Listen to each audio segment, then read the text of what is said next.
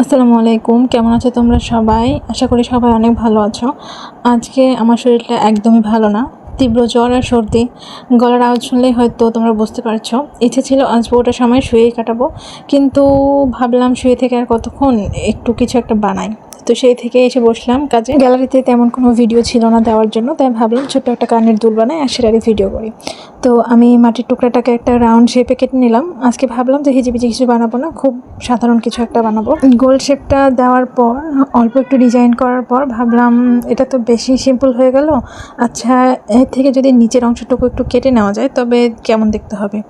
তো আমি যেটা দিয়ে রাউন্ড শেপ করেছিলাম সেইটা দিয়েই মাটির এক কোণায় সামান্য একটু মাটি কেটে নিলাম। আর কাটার পর সেই টুকরাটার দিকে তাকিয়ে আমি নিজেই অবাক হয়ে গেলাম, কত সুন্দর লাগছে। আসলে জিনিসটা একদম পাতা শেপের মতো চলে আসছে। আমি আগে থেকে একদমই পরিকল্পনা করিনি যে এটা পাতার মতো অংশটা ফেলে না দিয়ে এটাকে আমি এই কানের দুলের উপরের অংশে জুড়ে দিলে কেমন হয়।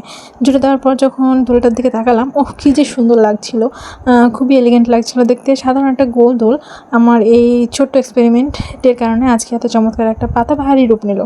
অসুস্থ শরীরে এই দোল জোড়া বানিয়ে আমার মনটা এখন একদম জুড়িয়ে গেছে। আমার আজকের এই পাতার মতো সুন্দর কানের দুলটি তোমাদের কাছে কেমন লাগলো অবশ্যই কমেন্টে জানাবেন।